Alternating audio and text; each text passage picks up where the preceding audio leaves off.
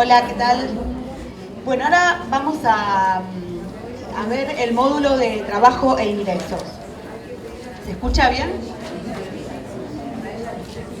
Bueno, primero para ver un poco cuál es la importancia del tema, de estas preguntas, de este módulo de trabajo e ingresos, y básicamente la importancia... ¿Más alto? ¿Se escucha? Ah, porque... ¿Cómo? ¿Que lo suba?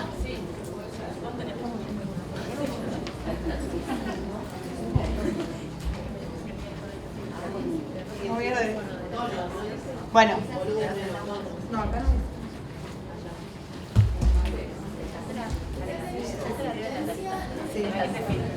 Perdón.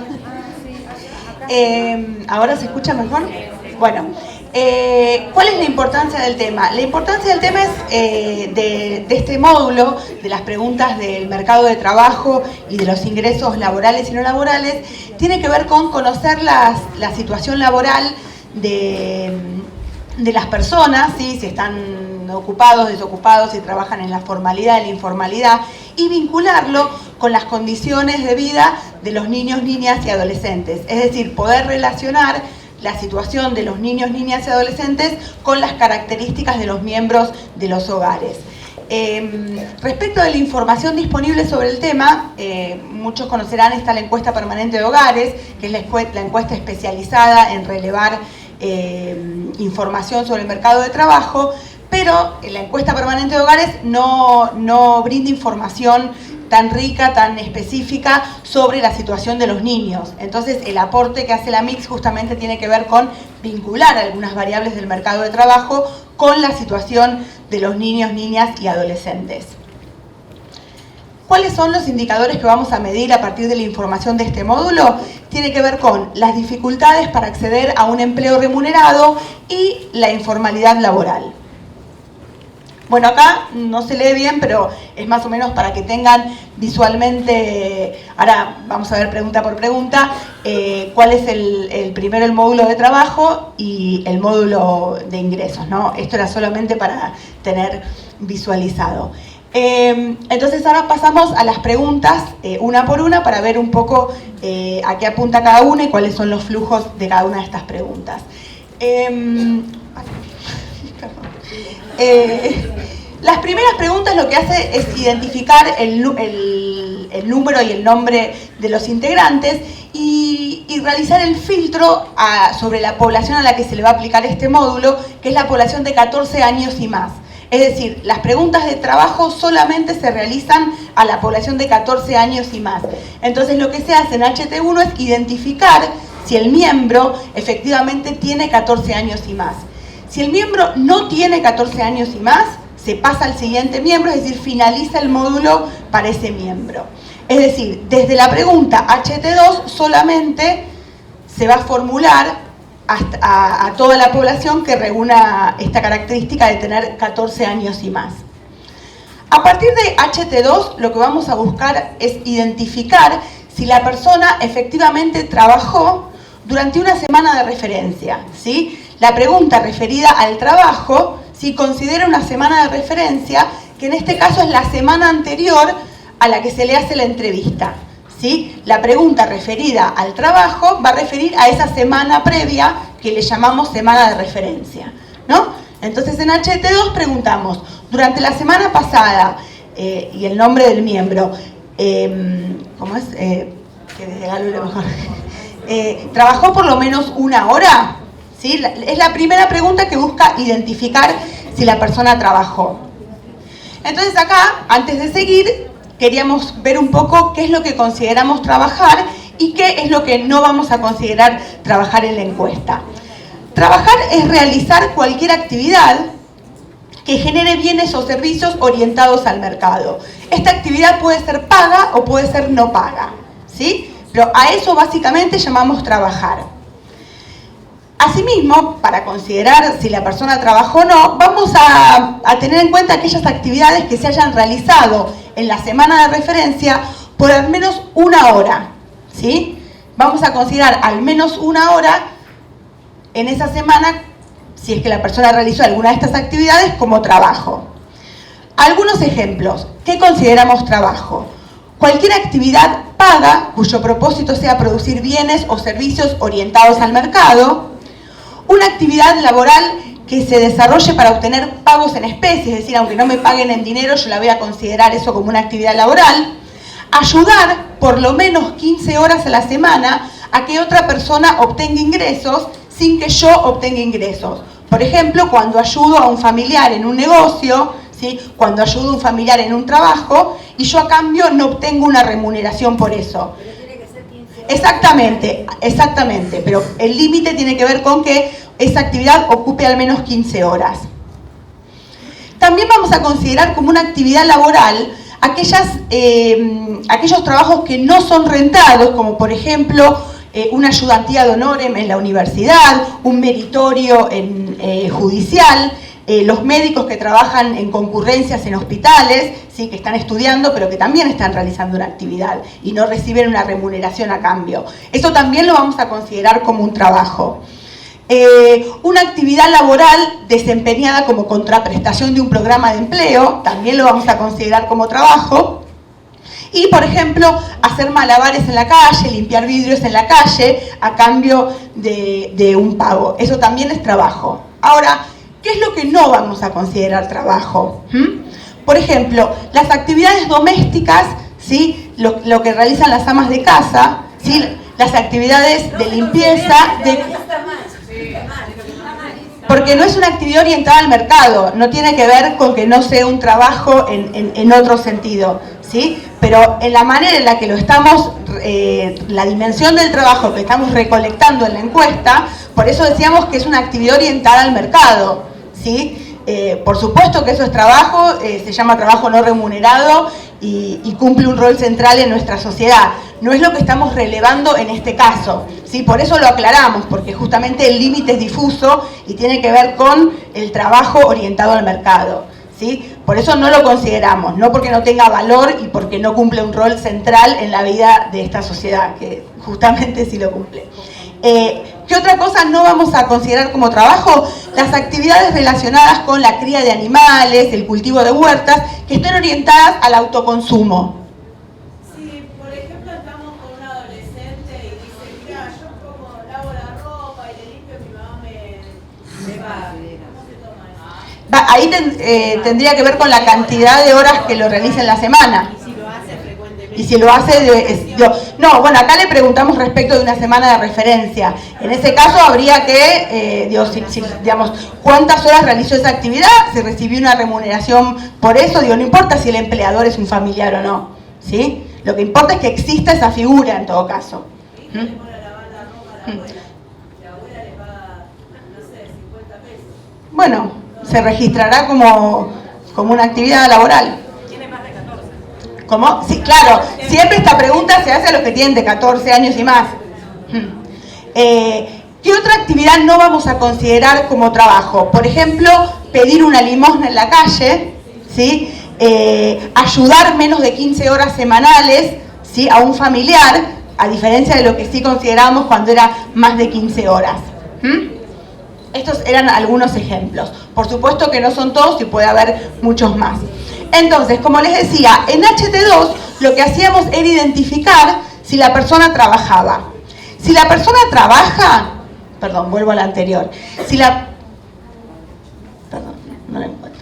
persona trabaja en HT2 y me dice que sí, que trabajó por lo menos 1 hora en la semana de referencia, yo ya capto ese miembro como un trabajador y va a pasar directamente a HT7, ¿sí? Que ahora después vamos a ver. Si la persona me dijo que no trabajó por lo menos 1 hora en la semana de referencia, lo que voy a hacer es intentar seguir captando si hay alguna persona que quizás tiene un trabajo menos tradicional o un trabajo menos estable y no lo consideró a priori como un trabajo. Entonces, vuelvo a insistir, en la semana de referencia, el miembro hizo alguna changa, fabricó algo para vender o ayudó a un familiar o amigo en una chacra o negocio. Acá lo que busco es recolectar la información de aquellas personas que no tienen un trabajo estable, que quizás realizaron lo que comúnmente se conoce como una changa, ¿sí? que una changa muchas veces es una idea que es reconocida por la propia persona, es la realización de un trabajo temporal, de un trabajo probablemente que tiene un inicio y un fin en un lapso temporal muy corto, y que quizás no fue considerado como un trabajo justamente por esta volatilidad que tiene la changa, ¿no? Que es un trabajo de un tiempo muy corto. Entonces lo que yo busco es identificar a estas personas que tienen changas o trabajos menos estables y no lo reconocen en la primera pregunta. Si la persona me dice que sí, que realizó un tipo de trabajo, o una changa, o un trabajo de corta duración, lo capto como ocupado y lo paso también a HT7, es decir, junto con los que en la pregunta anterior había identificado como trabajadores. Si la persona me dice que no, que tampoco realiza una changa, pasamos a la pregunta siguiente. Entonces le voy a preguntar qué es lo que ocurrió esa semana de referencia, en la semana pasada. Y le vamos a preguntar, la semana pasada, el nombre del miembro, no deseaba o no quería trabajar, no podía trabajar por encargarse de las tareas del hogar, no podía trabajar por estudios o incapacidad, no tenía o no conseguía trabajo, no tuvo pedidos o clientes, tenía un trabajo o negocio al que no concurrió, ¿sí? Yo quiero identificar si esa persona no trabajó por algún motivo en especial y si ese motivo me brinda más información sobre la condición laboral de esta persona. Yo le voy a leer, se le van a leer todas las opciones y cuando la persona identifique la respuesta, ahí dejo de leer las opciones. Acá vamos a identificar dos grandes situaciones, ¿no? Como están marcadas en la filmina. Las primeras 5 opciones, ¿sí? Me están hablando de una persona que no trabajó, ¿sí? Y que no tiene trabajo, ¿sí? No podía, no quería, no tuvo clientes, no tuvo pedidos, es decir, la persona no trabajó y no tenía trabajo. Sin embargo, la opción 6 dice, tenía un trabajo al que no concurrió. Es decir, la persona está ocupada y por X razones, que ahora vamos a ver cuáles pueden ser, no concurrió ese trabajo. Por ejemplo, ¿qué puede ser? Estaba de licencia, estaba de vacaciones, está suspendido, tuvo un accidente, está de licencia por maternidad, está de licencia por enfermedad, tuvo un accidente laboral, estaba de vacaciones, lo suspendieron. Puede haber muchas razones por las cuales una persona no trabajó en esa semana de referencia, ¿no? Entonces, si yo identifico que esa persona tenía un trabajo pero no concurrió, también la capto como ocupada y paso a HT7, como hacíamos en las primeras preguntas. Si la persona, yo ya estoy segura que no está ocupada, sigo. Lo que voy a identificar en HT5 es lo que yo quiero ver si esta persona que no trabajó estuvo buscando trabajo, ¿sí? Yo quiero saber si esta persona es una persona desocupada, es decir, que estuvo buscando trabajo, o es inactiva, que no estuvo buscando trabajo, ¿sí? Entonces le pregunto, ya no por la semana de referencia, le pregunto por el mes anterior, ¿sí? En los últimos 30 días, ¿estuvo buscando trabajo? ¿Sí? Lo que yo quiero saber, como les decía, es si la persona es una persona activa, desocupada, o es una persona inactiva. Si la persona me dice que sí, que buscó trabajo, si la persona me dice que sí, que buscó trabajo, tengo que chequear si fue una búsqueda activa, una búsqueda exhaustiva, es decir, si mandó currículums, si le comentó a amigos, a parientes que estaba buscando trabajo, ¿sí? Yo tengo que chequear que fue una búsqueda activa, ¿sí? Si confirmo que es una búsqueda activa, voy a pasar, o sea que es un desocupado, ¿sí? ¿Por qué? Porque no trabajó y buscó trabajo, paso a HT11, ¿sí? Salteo la HT7, que es las preguntas de mercado de trabajo, las preguntas sobre los ocupados, y paso a la pregunta HT11. Si la persona me dice que no estuvo buscando trabajo, sigo, y si no sabe, también me voy a HT11. En HT6 lo que queremos hacer es indagar por qué motivo la persona no buscó trabajo, ¿sí? ¿Por qué motivo no buscó trabajo? Es una pregunta de respuesta espontánea, es decir, yo no le voy a leer las respuestas, voy a identificar, voy a marcar la categoría a partir de la respuesta que encuentre de la persona, ¿Se leen las opciones? Es múltiple, ¿no? No es múltiple.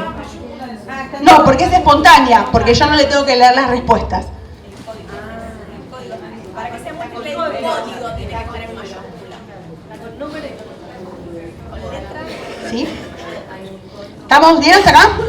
Bueno, entonces yo acá ya identifiqué a las personas que trabajan, identifiqué a las personas que no trabajan y buscan trabajo, e identificar la población inactiva, que son las que no trabajan y no buscan. Ahora nos vamos a ocupar de los que sí trabajan, de los que fuimos captando en las distintas preguntas que trabajaban, ¿no? Y pasamos a la pregunta HT7, ¿no? La famosa que iban todos al HT7. Ahí, bueno, estaba para ver el flujo.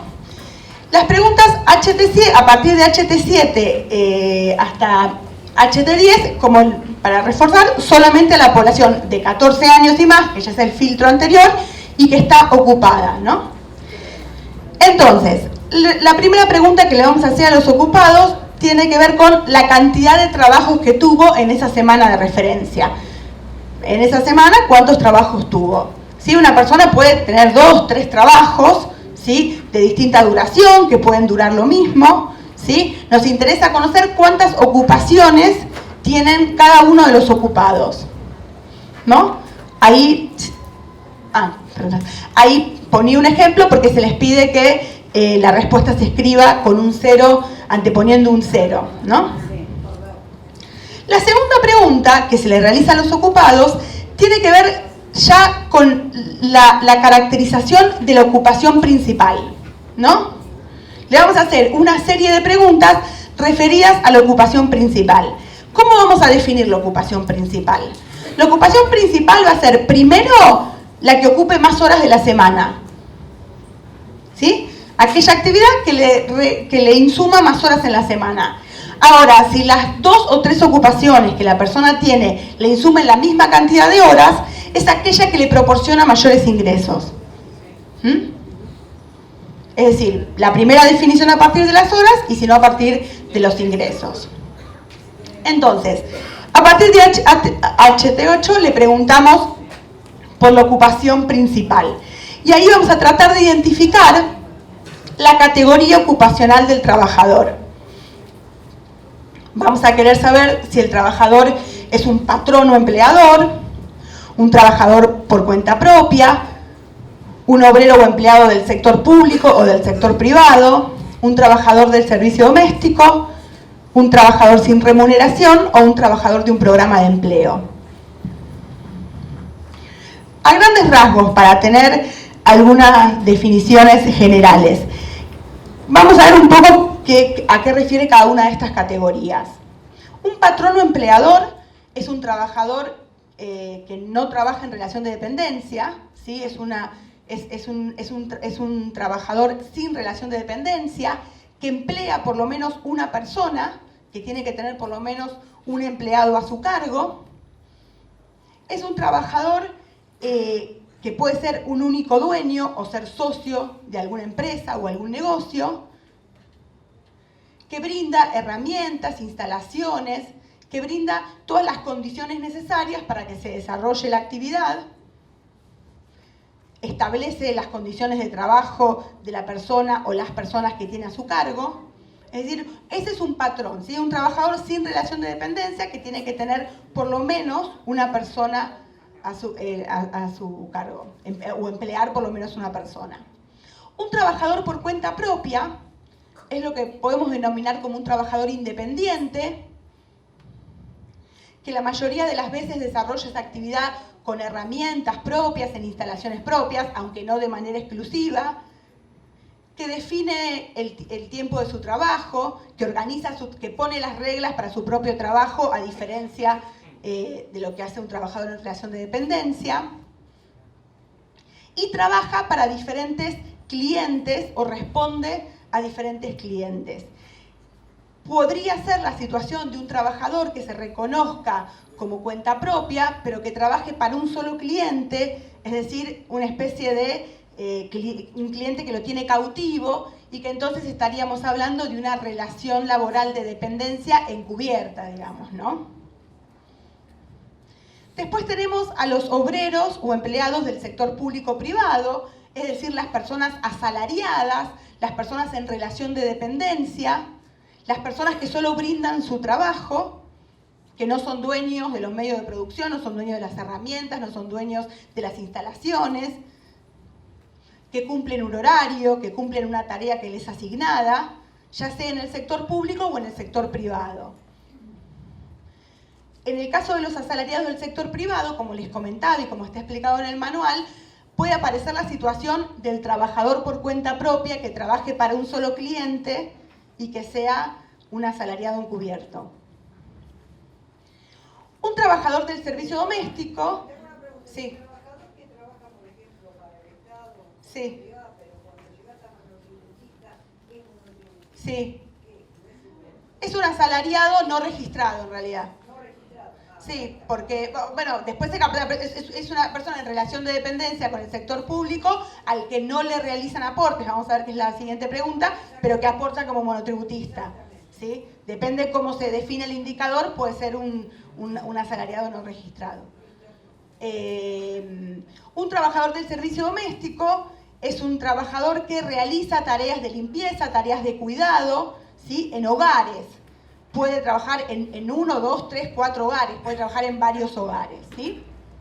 Después tenemos un trabajador sin remuneración, que era la situación que comentábamos como ejemplo hace un rato, aquellos trabajadores que ayudan, entre comillas, a un familiar, a un amigo, a generar ingresos, pero que no reciben una remuneración a cambio, ¿sí? Y después tenemos los trabajadores de un programa de empleo, aquellos trabajadores que realizan alguna contraprestación laboral, ¿sí? A través de un programa de empleo, que también dijimos que eran considerados como trabajadores y que los identificamos acá en su categoría ocupacional. Sí. El trabajador sin remuneración solamente llegarían las personas que superan las 15 horas Sí, semanales exacto. por su horario. Exacto. Ya te quería consultar antes, en este caso, para aplicar el filtro, ¿en cuál lo aplicamos? ¿En HT2? Porque esto pasa muchísimo, sobre todo en las zonas rurales, que son las familiares que ayudan en el negocio, o no en el campo, para la producción. Y algunos no llegan a las 15 horas. No se va a relevar en zonas rurales, ¿no? Es meritorio del Poder Judicial. Ahí es un trabajador sin remuneración. Pero tu pregunta es ¿dónde lo capto? La persona, yo le pregunto si trabajó por lo menos, la primera pregunta ¿cuál era? HT...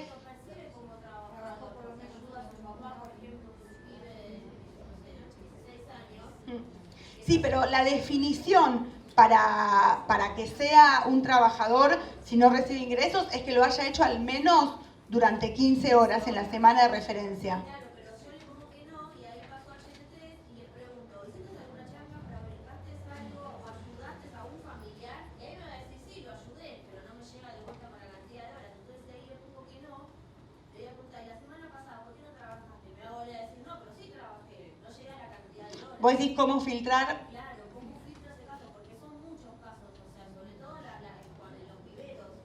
O sea, ese espacio está lleno de viveros, chicos a dictarlo. O las situaciones así se dan mucho, o los nenes que ayudan en los almacenes. Y muchos no llegan a las 15 horas semanales porque ahí tienen el secundario o porque estudian.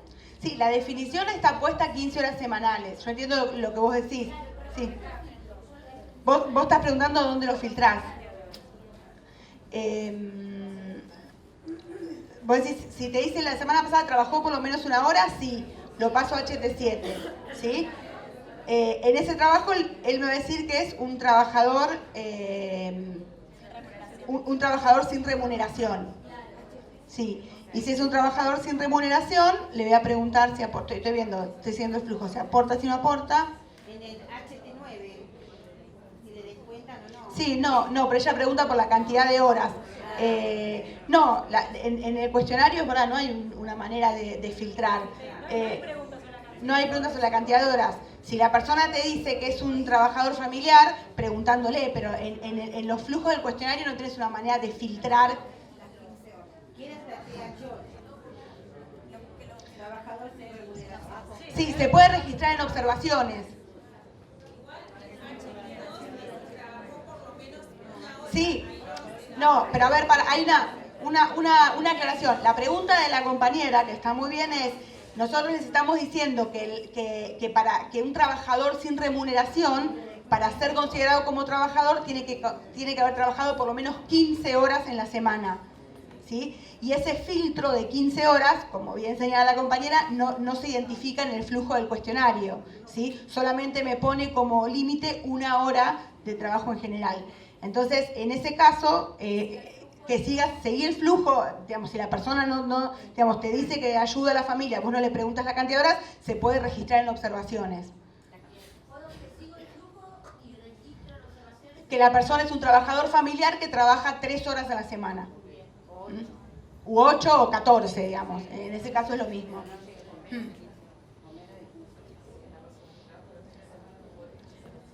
¿Quedaron claras más o menos las categorías ocupacionales? Bueno, entonces, una vez que identifico la categoría ocupacional del trabajador, todas las categorías pasan a HT9, que lo que voy a intentar conocer es justamente conocer respecto de los aportes a la jubilación para tener una aproximación a la condición de formalidad o informalidad de esta persona. Entonces, en HT9 le voy a preguntar: ¿en ese trabajo le descuentan o aporta por sí mismo para la jubilación? De vuelta es una pregunta de respuesta espontánea. Yo no le voy a leer las categorías que hay en HT9. La primera categoría que tenemos es le descuentan, es decir, el empleador le descuenta, ¿sí?, automáticamente de su salario, aporta como un monotributista, aporta como autónomo, es monotributista social, aporta una caja profesional, ni le descuentan ni aporta o no sabe.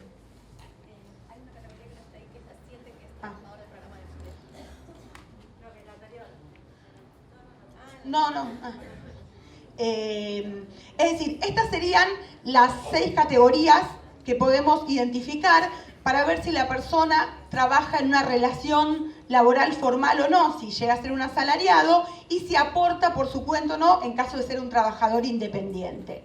La primera opción, como les decía, es le descuentan, es decir, esta pregunta es válida solamente para los trabajadores en relación de dependencia. Si una persona es patrón y me dice que le descuentan, es una inconsistencia, ¿sí? Eso estaría mal. Aporta como monotributista, es decir, aporta al régimen del monotributo, en las distintas categorías que existen. Es autónomo, y acá, como tienen en el manual, está bueno hacer una distinción entre el régimen de autónomos y el régimen de monotributistas. Ambos son regímenes para trabajadores independientes, ¿sí? Pero la diferencia es el monto de facturación anual. El régimen de monotributo estuvo pensado y creado para aquellos pequeños aportantes que facturan un monto anual según la categoría, pero que siempre es más baja que el de autónomos. Después, el monotributo social es asimilable al régimen del monotributo, pero es un régimen que está subsidiado por el Estado, ¿sí? Entonces, el monotributista social, no sé cuánto, pero paga mucho menos, o no sé si es que no paga el monotributo social. ¿No paga nada? Una cuota fija. No, en algunos casos, aquellos que forman parte de un programa de empleo, creo que no pagan el monotributo. Aquellos que aportan a una caja profesional, en nuestro país hay muchas profesiones que tienen sus cajas previsionales propias, ¿sí? Entonces aportan, ¿sí?, a esa caja en vez de aportar al régimen general. O ni le descuentan ni aportan, es decir, una persona que no hace ni hace sus aportes ni el empleador le descuenta, ¿no? O la persona no sabe.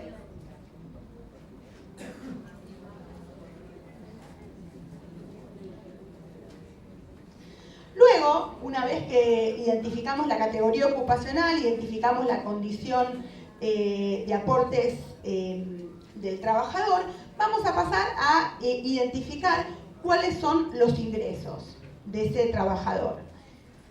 Entonces, en HT10, lo que le preguntamos es el mes pasado, ¿cuánto dinero cobró por todos sus trabajos? A partir de HT10 ya no le estamos preguntando por la ocupación principal, sino que le estamos preguntando por la suma de todos sus trabajos. El de más horas, el de menos horas, el de más ingresos, el de menos ingresos. ¿Sí? Lo que queremos identificar es el monto total de los ingresos laborales. Si la persona no sabe cuál es el monto de los ingresos laborales, van a registrar 99998. Si la persona no percibe ingresos, van a registrar 0. ¿Sí?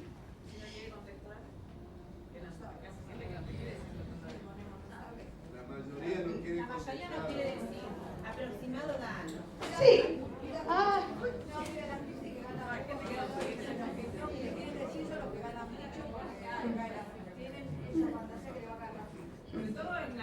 Bueno, sí, se intenta registrar la información. Sí, se intenta registrar. Si la persona tampoco la pueden obligar, pero se intenta registrar un aproximado. Bueno, ponés no, por registrar que no contestó. Sí,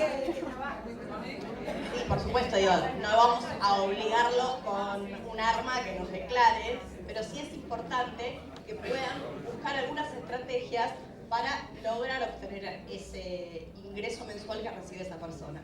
Esto es muy importante porque nos va a permitir poder hacer cruces en relación a los ingresos que ganan las personas. Es importante que les expliquen que el dato nominal no se va a ser utilizado. O sea, cuando se analiza la información, no se va a tener referencia a ver cuánto gana esta persona, sino que se va a trabajar de manera agregada en la información. Por lo tanto, es importante saber el ingreso de esa persona para poder caracterizar ese hogar, al igual que se va a caracterizar otros hogares que tienen ingresos parecidos. En nuestro país, a través de la encuesta permanente de hogares, como Alejandra les decía antes, se utiliza la metodología de línea de pobreza, donde se calcula y se estima el porcentaje de personas y hogares pobres e indigentes. Estos datos surgen de la declaración de los ingresos. Por lo tanto, hay información, la gente lo declara, las tasas de no respuesta no son tan altas. Por lo tanto, es importante que ustedes traten, ya a esta altura hablaron bastante con la persona, ya lograron un clima de confianza, y explicarles que necesitan un monto aproximado, que se entiende, que no quieren quizás brindar información, pero que necesitan esa información porque complementa la caracterización que van a hacer de estas familias. Le hago un comentario. Hay una cosa que está bueno decir, porque la gente tiene esta cosa de que tiene miedo que la FIP, esta información no está conectada, ya lo dijeron. Aparte, nosotros no estamos pidiendo los números de documento de las personas, por lo tanto, no tenemos información identificatoria. Si sabés dónde vivo, porque esa es la respuesta continua de la Sí, pero ustedes no se olviden. Esto es para la verdad que para UNICEF, ya se les Exactamente. un poco rebatir la función de estas personas. Esto es para UNICEF, existe el secreto estadístico, no va a haber información nominalizada, los datos se van a trabajar de manera agregada. Por lo tanto, si ustedes pueden garantizar este clima de confidencialidad, es posible que sea más factible que les brinden esta información.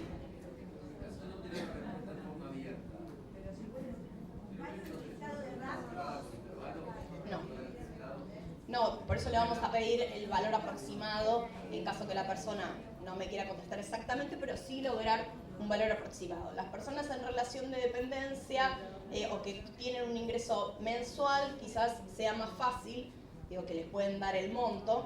Quizás en los casos de los trabajadores que trabajan más en changas, donde hay un ingreso más irregular, ahí vamos a tratar de ayudarlos quizás a hacer el ejercicio de mensualizar esos ingresos. Por ejemplo, preguntarle, bueno, en la semana cuántos trabajos tuvo, cuánto cobró por eso, y hacer una estimativa de multiplicar eso por 4 para tener el ingreso mensual. Por supuesto es algo aproximado, pero es muy importante poder tener esa información. Nosotros, de nuevo, por experiencias de encuestas, a través del Instituto del INDEC, de la Dirección de Estadística de la Ciudad de Buenos Aires, conocemos los niveles de no respuesta. Por lo tanto, no tendrían que ustedes tener problemas por encima de esas tasas de no respuestas que no son tan altas. ¿Hay listado de rangos? Es un problema, la gente no, mucha gente no, sí da. Para mí lo que no dan son los ingresos no laborables, que tiene... Ahora vamos a ver. Ahora vamos a entrar. La ECO, yo voy a hacer la ECO, la Cosa Nacional, sé que voy a hacer esa encuesta que la doy. Porque en clase media tiene un poco de media alta, digamos, la clase para las mujeres son lo más peligroso. O sea, por supuesto, sabemos que a veces hay subdeclaraciones, sabemos que a veces hay sobredeclaraciones, que a veces quizás no nos responden exactamente, pero bueno, en la práctica que ustedes van a ir teniendo, van a ir desarrollando también la actitud como para lograr captar esta información. Cuando hablan de semana de referencia, igual que mes referencia, mes pasado, semana pasada, ¿a qué se refiere? El mes pasado, si ahora, por ejemplo, estamos en este mes, hoy es 22 de agosto, vamos a estar preguntando en relación a los ingresos el mes pasado, o sea, en el mes de julio. ¿El mes de julio, del 1 al 31 de julio? Sí, le vas a estar preguntando. Sí, porque en realidad le estás preguntando por el ingreso del último mes. ¿Y eso en la semana pasada? Sí, trabajó la semana pasada. Si yo hago la encuesta un miércoles, ¿me refiero al miércoles anterior?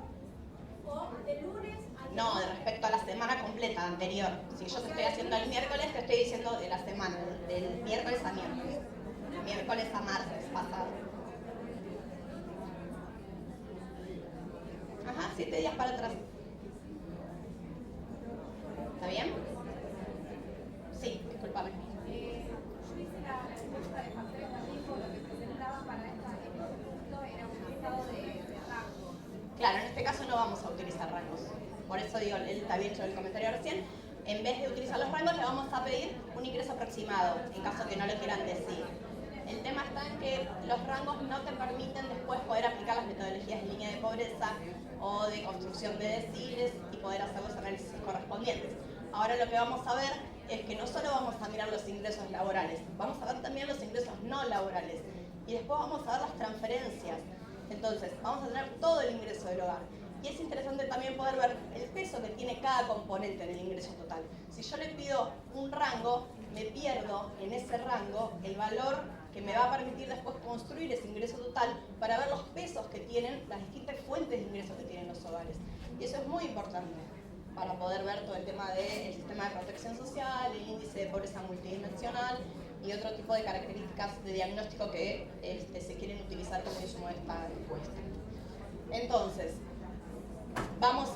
fíjense que en el manual, en el recuadro del ingreso, tienen esto que yo les venía diciendo en relación a distintas maneras quizás de ayudar a preguntar en relación al ingreso laboral. Bueno, las preguntas que van a seguir después del ingreso laboral van a estar relacionadas con la población de 18 años y más. O sea, nosotros estábamos considerando de 14 y más, ahora los de 14 a 17 no van a estar incluidos y vamos a hacer las preguntas de ingresos para el resto de la población de 18 años y más. Entonces, vamos a hacer preguntas que tienen que ver con los ingresos no laborales. Esto puede ser ingresos vinculados con jubilaciones, pensiones, por vejez o PUAN. ¿Todos saben qué es la PUAN? Sí. La pensión universal de adulto mayor. Vendría a ser el reemplazo de lo que fueron las moratorias. En la figura. Después, estrictamente se puede analizar cada política, pero para que ustedes lo tengan en relación. Cualquiera de estas distintas nombres refieren a una jubilación que se cobra de manera mensual, personas que ya no necesariamente no están trabajando, porque pueden encontrar gente que esté trabajando y que también esté cobrando. Entonces, si me van a contestar que sí, vamos a registrar el monto. Luego vamos a preguntar otros conceptos en relación a ingresos no laborales. Estos van a poder ser alquileres, intereses, aportes regulares de personas que no viven en el hogar o alguna cuota alimentaria. Acá es importante que les nombren las distintas figuras, porque quizás la persona tienda a decirte no tengo ingresos, ¿no estás seguro? alguna cuota alimentaria, algún interés, alguna renta, algo que hayan cobrado en el mes de referencia.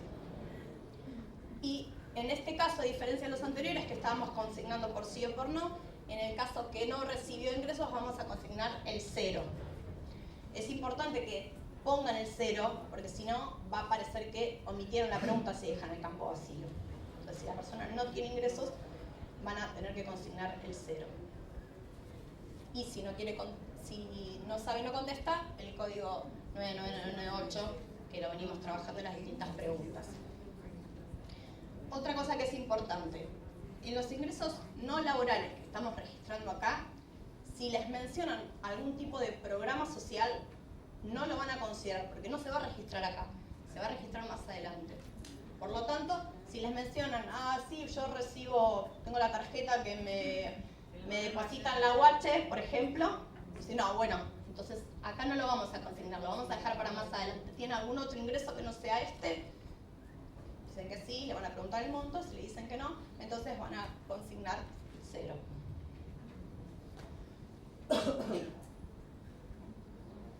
Y por último, en lo que está relacionado con este bloque, queremos saber si, independientemente de si tiene un trabajo o no, la persona hace aportes al sistema del monotributo. Entonces, acá, con excepción de las personas que ya me respondieron que son monotributistas y que aportan al sistema, a esas personas las vamos a incluir, por lo tanto, eso lo van a poder verificar en relación a las preguntas anteriores. A esas personas no se lo vamos a preguntar, pero el resto de las personas sí, por más que no hayan trabajado en la semana de referencia. A todas las personas de 18 años y más, les vamos a preguntar si aportan como monotributistas o autónomos. Esto es porque quizás no trabajaron en la semana de referencia, sin embargo, hacen el aporte porque no tuvieron trabajo, pero tienen, por ejemplo, beneficio de la obra social. O trabajaron en la semana de referencia como asalariados, pero también tienen monotributo, porque lo utilizan en otro trabajo, que quizás no lo tuvieron en la semana de referencia, pero sí mantienen el régimen. Hasta acá quedó todo claro. Vamos a cambiar de módulo, entonces.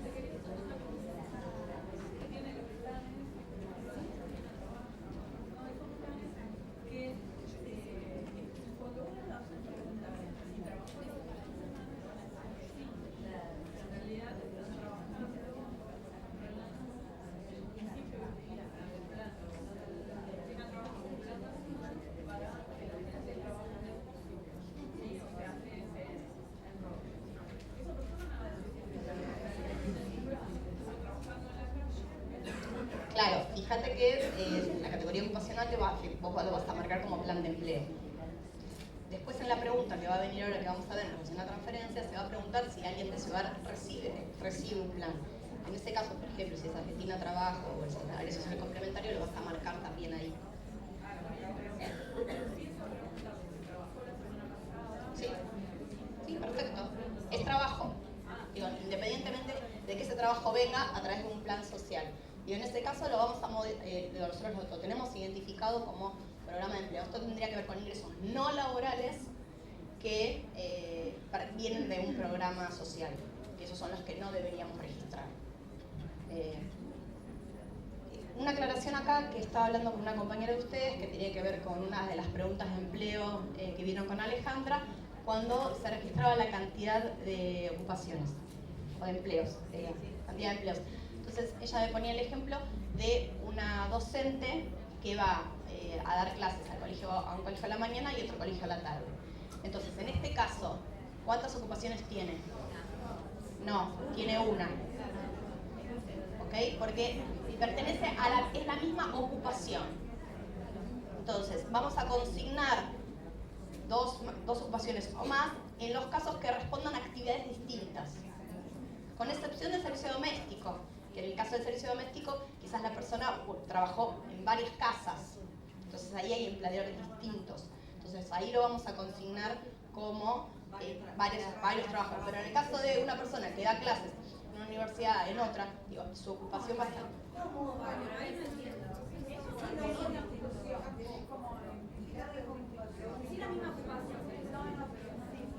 Está bien, pero en el caso del servicio doméstico remite a empleadores diferentes. ¿Okay? Entonces, por eso digo, con la excepción, en el caso del servicio doméstico, digo que tiene características laborales distintas y que quizás entonces no vamos a poder captar dentro del servicio doméstico que quizás la persona trabaja en 5 casas, que no es lo mismo que trabaja en una sola.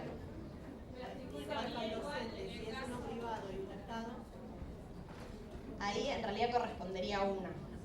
Sí.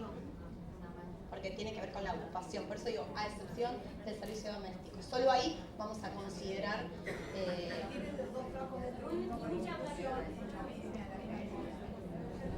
¿Okay? Uno. Porque si no le va... O sea, sí, está bien, pero su actividad de albañil, por supuesto, o sea, si él trabajó en la semana en 10 casas distintas, pero se trabajó de albañil, o sea, no es que tuvo 10 empleos, trabajó en la misma ocupación. Por eso yo dije solo con excepción al servicio doméstico, en el resto. Para poder registrar la cantidad de casas en las que pudo haber estado la persona, que no es lo mismo en la situación de un albañil, donde tiene un trabajo más temporal, donde claramente, efectivamente, va a ir todo el tiempo a distintas casas.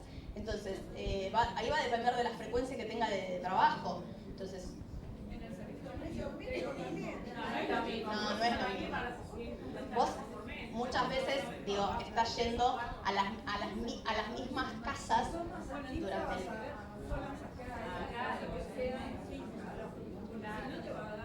Está bien, no, ganan un montón no porque vas a tener el ingreso. El tema es poder ver la cantidad de casas a la que fue.